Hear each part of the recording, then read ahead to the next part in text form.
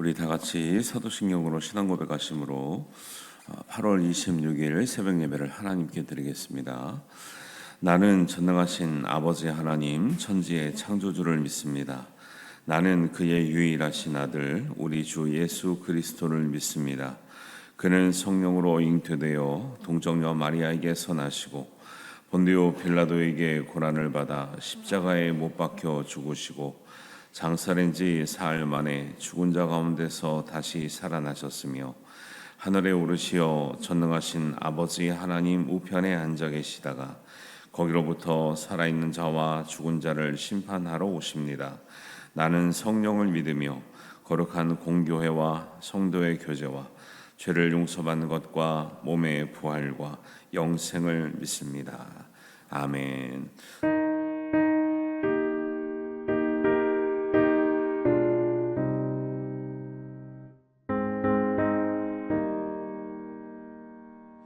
신자 되기 원합니다. 진심으로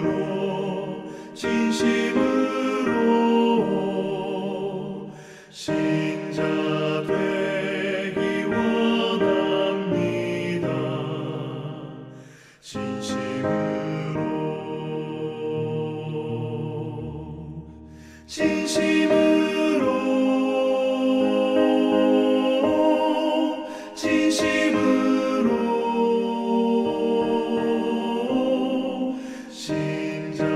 되기 원합니다. 진심으로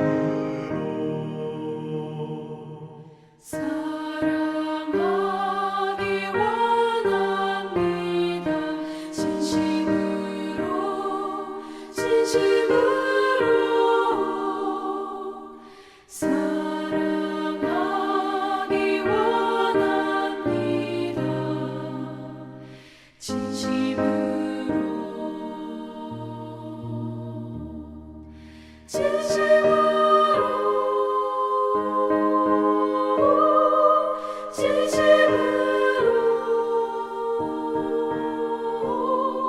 사랑하기 원합니다.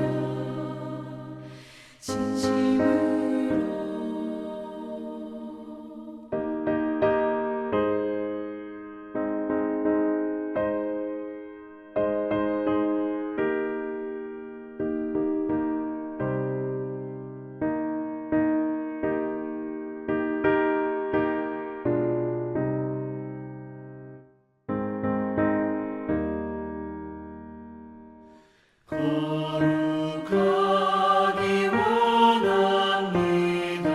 진심으로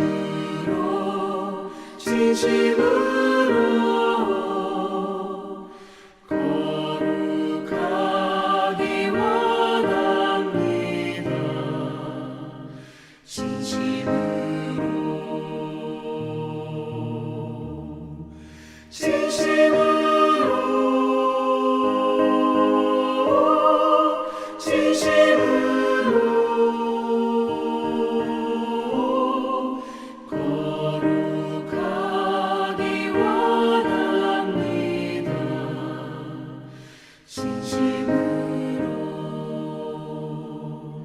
예수 닮기 원합니다.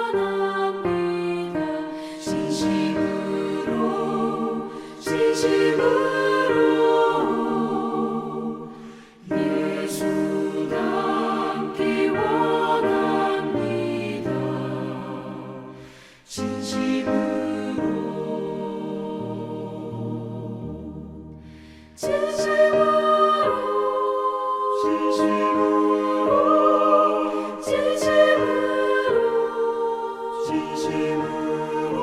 진심으로 예수 닮기 원합니다.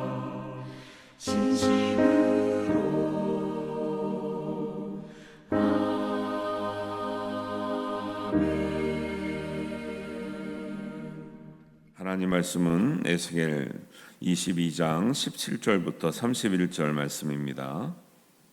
우리 한 목소리로 봉독합니다.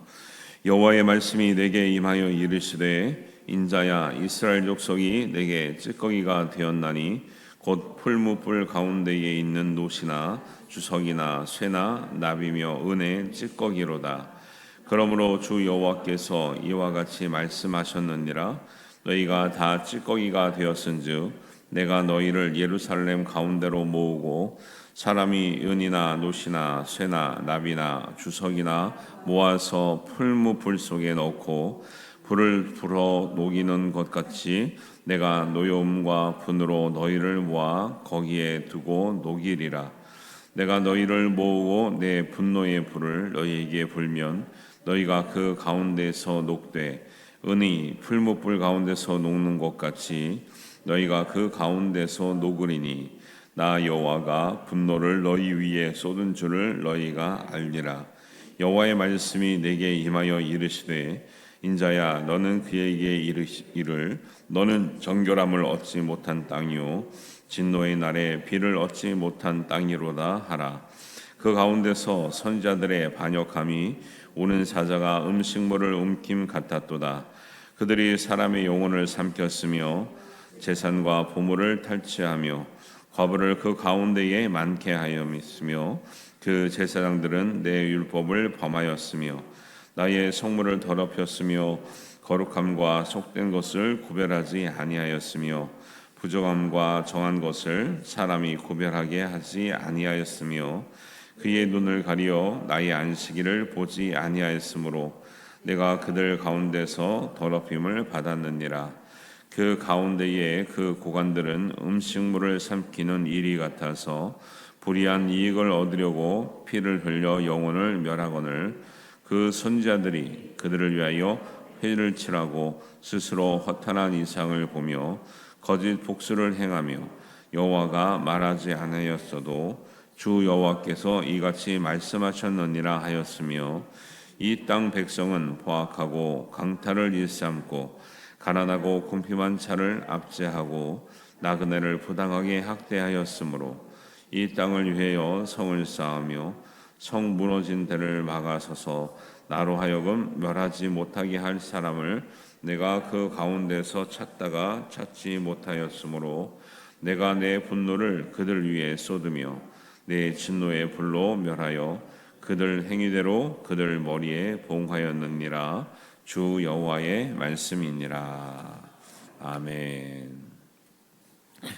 에스겔서의 각 장마다 시작하는 데 나타나는 특징이 있는데요.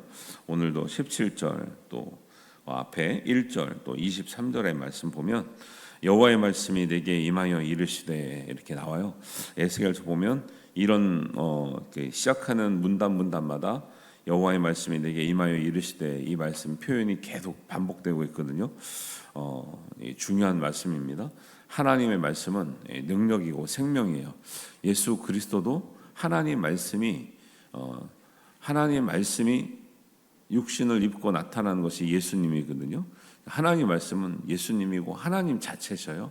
그래서 하나님 말씀이 임하시면 역사가 일어날 줄 믿습니다. 하나님의 뜻이 일어난 줄 믿습니다. 그리고 하나님의 마음을 알게 되고 하나님의 뜻을 행하게 되고요. 하나님의 사명을 감당하게 되는 줄 믿습니다. 그래서 그 하나님 말씀이 임했다는 거 굉장히 중요한 의미가 있어요. 그래서 에스겔도 하나님 말씀이 임할 때만 얘기하는 거지 그냥 내가 하고 싶다고 말하는 건 아닌 거예요. 그래서 하나님 말씀이 또 이렇게 새벽을 깨우면서 기도하시면서 또 말씀과 기도로 하나님께 나아가는 여러분들에게 임하시기를 주님의 이름으로 축원합니다. 하나님 말씀이 임한 에스겔은 오늘도 이제 이스라엘 족속에게 하나님의 뜻을 전하고 있는 거죠. 그래서 오늘은 어떤 비유를 통해서 전하고 있느냐? 이스라엘이 찌꺼기 같이 되었다라는 것을 깨닫게 하라고 하나님께서 감동을 주신 거죠. 그러니까 에스겔을 볼 때 막 이스라엘 백성들을 막 판단하고 이런 게 아니라 하나님 말씀 들으니까 감동이 오기를 이스라엘 백성들 너희는 지금 찌꺼기처럼 됐다라는 거예요. 사실 여기서 이제 어떤 찌꺼기입니까? 노시나 주석이나 쇠나 나비며 은이나 이렇게요. 또 뭐 금도 포함될 수 있겠죠. 다 노시나 주석이나 쇠나 나분 은은 사실 그 자체는 굉장히 좋은 어떤 이제 금속 재료잖아요. 그런데 그 좋은 금속 재료로도 찌꺼기가 많이 끼면요 쓸 데가 있어 없어요? 쓸 데가 없는 거죠. 금도 우리가 순도가 있잖아요. 순도가 예를 들면 순도가 50%인 금을 삽니까 안 삽니까? 금을 살 때는 몇 프로 금을 사죠?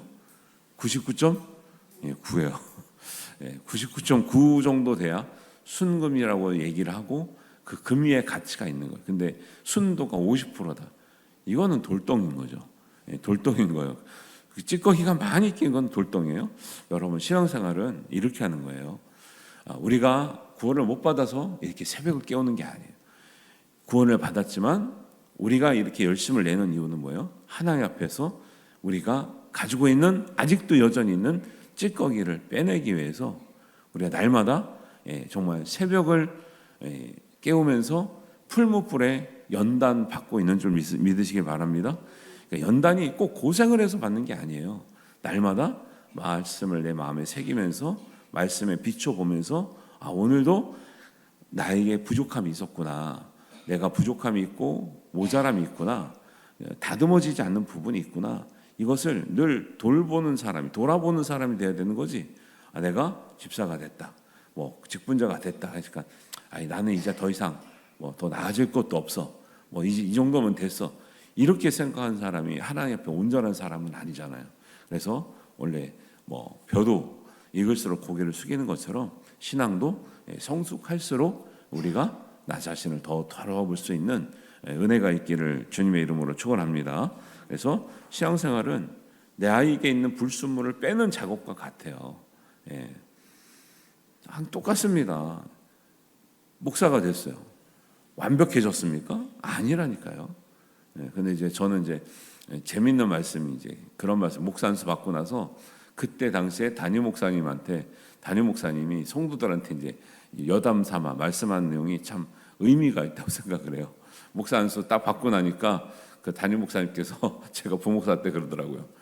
가장 깨끗할 때 많이 기도 받으시라고 그러시는 거예요. 그때는 몰랐어요. 그 의미가 뭔지. 목사도 안수 받을 때가 제일 순수할 때라는 거예요. 세월 지나면 때가 껴요. 목사님들이 다 알고 있는 거예요. 목사라도 세월 가고 시간 가면 초심을 잃어버리면 누구라도 그렇게 되는 거예요. 누구라도. 여러 번 안 그렇습니까? 처음에 직분 받을 때 얼마나 잘하겠다 그랬어요. 또 얼마나 열심히 하겠다 그랬어요. 세월 가봐요. 무감각해져. 무감각. 이거 위험한 거예요. 신앙생활에서 영적인 무감각한 것은 진짜 위험한 거예요. 교회 다니니까 저절로 거룩해지는 줄 알아요? 절대 저절로 거룩해지는 일은 없어요. 내가 날마다 나를 성찰하고 돌아보고 말씀으로 비춰서 없는 것 같았는데 오늘도 말씀을 들어보니까 나에게 또 부족함이 있구나 또 보이는 거예요. 먼지가 없는 것 같은데 햇볕이 들어오면 먼지가 다 드러나는 것처럼 밝은 빛이 들어오면요 보이지 않던 먼지가 드러나는 거예요. 그런데 어두운 컴컴한 데 있어서 깨끗한가 보다 이렇게 살면 안 되는 거예요. 그래서 믿는 사람들은 항상 우리에게 있는 부족함을 채우기도 하고 모자람을 채우기도 하고 또 모난 부분을 다듬기도 하고 아직도 여전히 있는 그 1%든 2%든 찌꺼기를 제거할 수 있는 그것이 은혜고요. 그것이 믿는 사람들의 도리인 것을 여러분 잘 기억하시기를 바랍니다. 그래서 이제 말씀에도 18절에 이렇게 나오잖아요. 인자야 이스라엘 족속이 내게 찌꺼기가 되었나니 곧 풀무불 가운데 있는 노시나 주석이나 쇠나 납이며 은혜의 찌꺼기로다. 노시나 주석이나 쇠나 납에 은혜의 찌꺼기가 많으면 쓸 수가 없다니까요. 그러니까 노새 성분이 없다는 게 아니잖아요. 은이 아니라는 게 아니에요. 근데 은인데 금인데 찌꺼기가 많으면 가치가 확 떨어지는 거예요. 그런데 여기에 중요한 말씀이 있어요. 노시나 납이나 지금 주석이나 은이나 순수할 때는 그 가치가 굉장히 중요하거든요. 원래 하나님의 백성은 순수했던 금속과 같이 귀했다라는 거예요. 이걸 기억하셔야 돼요. 우리는 원래 더러운 데서 제거하는 게 아니라 원래 순수했다가 찌꺼기가 들어온 것이지 우리가 원래 더러운 존재가 아니었다라는 거예요. 그래서 성경은 하나님의 원래의 모습을 어떻게 비교하고 있냐면 창세기 1장 27절에는 뭐라고 나오냐면 우리가 하나님의 형상을 가진 존재다라는 거예요. 여러분 하나님 형상을 가진 존재처럼 살아가시기를 주님의 이름으로 축원합니다. 이게 제일 중요한 거예요. 하나님의 형상처럼 살아간다는 거 얼마나 온전하고 완전하고 거룩하고 얼마나 훌륭하게 살아가는 모습일까요? 근데 우리가 그렇게 못 살아가잖아요. 근데 그렇게 못 살아가는 사람이 말씀에 비춰보지도 않아요. 기도의 어떤 그 힘에 의지하지도 않아요. 어떻게 하나님 형상대로 살아가겠다는 거예요? 두 번째는 시편 2편 7절에 보면 우리를 하나님의 아들이다, 딸이다 이렇게 얘기를 해요. 오늘날 내가 너를 낳았도다. 우리는 하나님의 태에서 출산된 하나님의 자녀라는 거예요. 그리고 요한복음에 나왔듯이 예수님을 믿으면 하나님의 자녀가 되는 권세를 주셨다라는 거예요. 하나님의 자녀처럼 살아가시기를 주님의 이름으로 축원합니다. 그러니까 우리 원래 모습은요, 이렇게 문제투성이의 모습이 아니었어요. 원래 하나님의 형상대로 지음을 받았고 하나님이 태에서 난 하나님의 거룩한 자녀였고, 또 신명기 26장 18절 생명의 샘에 나오는 부분은 이거 강조하고 있죠. 원래 우리가 하나님의 보배로운 백성이었다라는 거예요. 보배로운 거예요. 보석과 같다는 거예요.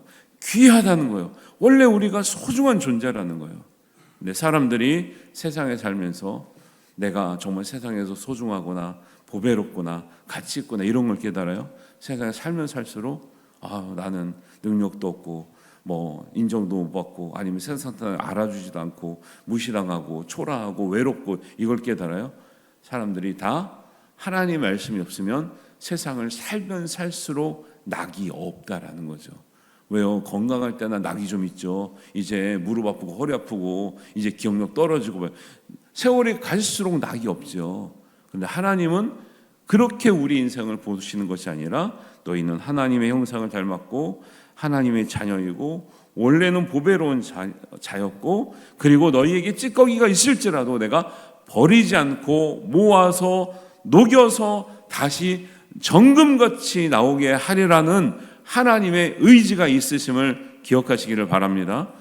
우리를 하나님을 그렇게 만들기 위해서 교회로 불러주시고 말씀을 주시고 기도하게 하시고 은혜를 주시고 성령으로 우리를 인도하시는 줄 믿습니다. 이런 인생을 깨달아야 우리가 세월이 가고 나이가 먹어도 우리가 은혜로 사는 인생이구나라는 것을 깨닫게 되는 거죠. 은혜로 사는 인생인 것을 깨닫게 이것을 잊어버리는 순간 인생은 불행해지는 거예요. 그래서 저는 목회하면서 그전에는 우리가 그런 고민을 잘 안 했는데 이제는 그런 시대가 되었고 이 나라 자체가 이제 어르신들이 많아지는 시대가 되었고 또 교회도 어르신들이 많아지는 시대가 되면서 느끼는 게 뭐냐면 그렇게 젊으셨을 때는 헌신하고 정말 교회 일 열심히 하고 하셨는데 노년으로 갈수록 너무 믿음이 떨어지는 것 같아요. 사실 믿음이 없는 게 아니에요. 근데 자꾸 그렇게 떨어지게 느끼는 거죠.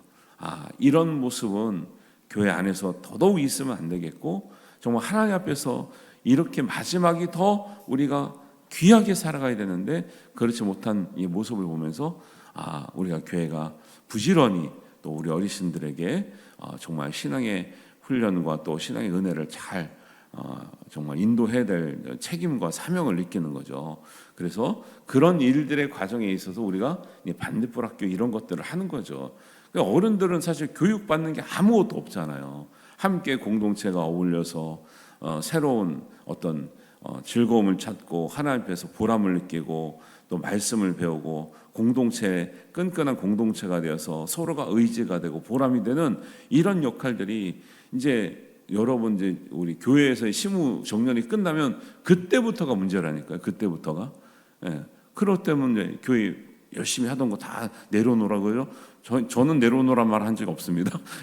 그 옛날 그냥 보통 교회 습관들이 단 정년 끝나면 내려놓으라 그러죠. 내려놓을 때부터 이제 교회에서 내가 아무것도 안 하는 존재, 아무것도 안 해도 되는 존재, 아무도 불러주지 않는 존재. 이 시간이 이제 10년, 20년 가봐요. 그게 똑같아지지 않을까요? 내가 세상에서 은퇴 후에 아무것도 불러준 데 없고 할 것이 없는 사람인 것처럼 느껴지는 것처럼 그렇게 되기 때문에 우리 자존감에 굉장히 문제가 생기는 거죠. 영적인 자존감이. 그래서 욥기 23장 10절에처럼 하나님은 우리의 가는 길을 아시고 그가 나를 단련하신 후에는 내가 숨금같이 되어 나오리라 이렇게 말씀하는 것처럼 우리가 오히려 세월이 많이 갈수록 하나님 앞에 순도가 높은 정금같이 되는 인생이 되어야 될 줄 믿습니다. 그것이 우리의 소망이고 비전인 거죠. 그렇게 헌신했고 그렇게 하나님 앞에 열정이 있었던 사람들이 왜 세월이 가면서 왜 더 약해집니까? 믿음이 떨어지면 안 되죠. 오히려 귀해져야 되는 거죠. 하나님의 백성은 원래 이런 백성이었다라는 거죠. 그래서 찌꺼기가 있으면 안 되는 거죠. 찌꺼기가 있으면 빼내야 되는 거죠. 그리고 하나님이 너희의 인생은 결코 찌꺼기가 아니다라는 거예요. 순도 높은 납도 귀한 것이고 여기는 쇠도 귀한 것이고 주석도 귀한 것이고 은도 귀한 것이고 하나님 우리를 정금같이 만드시려고는 하나님의 뜻이 있는 줄 믿으시기 바랍니다. 이런 은혜를 우리가 깨닫는 것 중요한 거죠. 여기는 우리가 겉으로 읽으면 막 우리를 막 책망하는 것 같으나 이 말 가운데는 하나님이 우리를 향한 사랑과 애정과 열심이 녹아져 있는 거죠. 그래서 22절에 보면 은이 풀무불 가운데서 녹는 것 같이 너희가 그 가운데서 녹으리니 나 여호와가 분노를 너희 위에 쏟은 줄을 너희가 알리라 그러잖아요. 이 분노하면 하나님 우리한테 화내시는구나 이런 것처럼 생각되는데 근데 이 분노는 의미적으로는 이런 뜻이에요. 원래 분노라는 말이 열, 이렇게 뜨거운 열이라는 게 있어요. 열이라는 의미. 그다음에 열심이라는 의미가 있어요. 하나님은 우리에게 화내시는 게 아니라 하나님이 우리에게 있는 불순물을 다 태우시려고 열을 가하시는 거예요. 그리고 열심을 우리에게 쏟아부어 주시는 거예요. 이게 더 맞는 해석인 거죠. 하나님의 열심과 우리의 찌꺼기를 태우시기 위한 열을 우리에게 주신다는 뜻이지 단지 그냥 화를 내신다는 뜻이 아니에요. 그래서 이런 말씀도 그렇게 해석을 하면 되고 이제 이런 거를 우리가 이제 그 원래의 히브리어의 뜻을 찾아보면서 이런 걸 해석해 드리는 거거든요. 그래서 이렇게 하나님 열심히 있음에도 불구하고 얼마나 이스라엘 백성들이 찌꺼기처럼 되었는가. 그 다음에 찌꺼기처럼 되는 이유를 설명하고 있죠. 24절에 보면 인자야 너는 그에게 이르기를 너는 정결함을 얻지 못한 땅이요 진노의 날에 비를 얻지 못한 땅이로다 하라 그래요. 왜 찌꺼기처럼 됐냐면요. 회개와 용서의 은혜를 입지 못하면 그렇게 돼요. 회개는 뭐예요? 정결함, 비는 용서의 은혜를 의미하고 있는데 우리가요 교회를 다니고 신앙생활을 해도요 회개하지 않고 하나님의 은혜를 입지 않으면요 결국 불순물이 계속 쌓여요. 쌓이다 보면 이런 이제 책망을 받게 되는 거죠. 그렇게 되는 대상들을 소개하고 있는데 첫 번째는 26절에 구별되지 않는 제사장이에요. 제가 아까 말씀드렸잖아요. 목회 잘하도 직분 잘하도 불순물이 많이 낄 수 있다라는 거예요. 26절에 보니까 그 제사장들은 내 율법을 범하였으며 나의 성물을 더럽혔으며 구별하지 아니하였다 이렇게 얘기를 합니다. 제사장일지라도 더러워질 수 있다라는 거예요. 찌꺼기 같은 인생 믿지 않는 사람만 그런 거냐? 초신자만 그런 거냐? 아니라는 거예요. 제사장들도 구별되지 않고 더러워질 수 있다. 두 번째는 27절에 보니까 불의한 고관들이에요. 그 가운데의 고관들은 음식물을 삼키는 이리 같아서 불의한 이익을 얻으려고 피를 흘려 영혼을 멸하거늘. 그러면은 실력 있고 권세 있고 이름 있고 명망이 있고 지위가 높고 이런 사람들은 괜찮냐? 아니라는 거예요. 그런 사람들도 타락하려면 얼마든지 타락하고 있고 불순물이 끼려면 찌꺼기같이 되려면 얼마든지 그렇게 될 수 있다. 왜요? 여기서 나오는 제사장, 고관들, 선지자들 이런 사람들은요 사람들한테는 다 존경받는 사람들이에요. 저 사람들은 안 그러겠지 하는 사람들이에요. 그런데 하나님 보시기에는 그런 사람은 없다라는 거예요. 안 그러겠지 저 사람들은 깨끗하겠지 그런 사람은 없다라는 거예요. 누구든지 하나님 앞에 의로운 사람은 없다라는 거예요. 세 번째는 28절에 거짓된 선지자들이에요. 28절입니다. 그 선지자들이 그들을 위하여 회를 치라고 스스로 탄한 이상을 보며 거짓 복수를 행하며 여호와가 말하지 아니하였어도 주 여호와께서 이같이 말씀하셨느니라 하였으며, 선지자들은 진짜 하나님께서 하신 말씀만 해야 되는 사람들인데 하나님 말씀하지 않는데 사람들의 비유를 맞추는 거예요. 무조건 잘 될 거예요. 죄를 짓고 있는데 무조건 잘 될 거예요. 양심에 걸리는 이제 요즘 목사님들도 좀 책망을 하는 걸 성도들이 싫어하기 때문에 책망을 잘 안 하고 좋은 말만 해요. 잘못된 길을 가고 있는데도 좋은 말만 하는 경우도 있을 수도 있거든요. 안타깝죠. 같이 타락하는 건 같이 듣기 싫어해서 좋은 바른 말을 못해서 같이 타락하는 거예요, 그냥. 그래서 29절에 보면요, 그러면 제사장만 타락하냐? 그럼 선자만 타락하냐? 아니요. 백성하고 고관들이 같이 타락하는 거예요. 여러분이 책망 듣기 싫어하잖아요. 그러면 저도 같이 타락하는 거예요. 왜? 책망 받는 소리 싫어해. 그러면 제가 책망 받는 싫어하는 소리를 계속 할 수가 없어요. 여러분 책망 받을 때 눈물을 흘리고 회개해야 제가 용기를 가지고 하나님 말씀 듣는 말씀을 가지고 말씀하는데, 목사님 책망을 하신다. 책망하신 목사님 좋은 목사님이냐 이런 식으로 나오면 그냥 비유 맞춰 드려야죠. 어떻게 비유 맞춰 드려요? 깨닫는 대로 말씀을 드려요. 알아서 하겠습니다. 제가 어려운 거예요. 그래서 타락은 어떤 분들은 요즘 시대가 목사님들이 문제다. 아니에요. 인정을 합니다. 목사님들도 문제가 있죠. 그러나 단지 목사님들만 문제가 아니에요. 성도들은 괜찮아요? 직분자는 괜찮아요? 잘 되려면 같이 잘 되는 거고요. 못 되려면 같이 못 되는 거예요. 자꾸 남 탓할 게 아니에요. 나 자신을 하나님 앞에 돌아보고 찌꺼기와 불순물을 걸러낼 수 있는 믿음과 은혜 가지시기를 주님의 이름으로 축원합니다. 그래서 제사장들, 고관들, 선지자들, 마지막으로 29절에 보니까 백성들 다 문제라는 거예요. 총체적 난국이죠. 그래서 이 상황에서 하나님은 그럼 어떻게 해결하시느냐? 하나님이 불못불 연단으로 고칠 수 있죠. 하나님이 하실 일을 하나님이 하시죠. 그런데 우리가 해야 될 일 우리한테 맡기시는데 하나님은 참 한 사람에 대한 소망이 있어요. 한 사람에 대한 소망. 의인 10명 있으시면 멸하시겠습니까? 멸하지 않겠다. 한 명이라고는 얘기 안 했죠, 아브라함이요. 근데 하나님은 한 명만 있어도 멸하지 않겠다는 의지가 드러나는데 곳곳에 드러나는데 오늘 말씀에서도 드러나요. 성이 무너질 때 여러분 제사장만 타락해서 무너지는 게 아니에요. 선지자만 타락해서 무너지는 게 아니에요. 고관들도 타락했고 백성들도 같이 타락하는 거예요.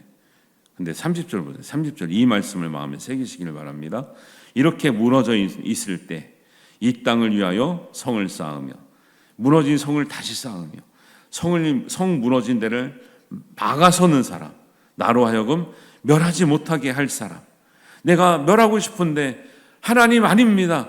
제가 막아서겠습니다. 제가 기도하겠습니다. 제가 더 열심히 해보겠습니다. 라고 할 수 있는 사람인데 왜 한 사람이라 그러냐? 이 사람을 히브리어로 찾아보니까 단수 한 사람이에요. 한 사람.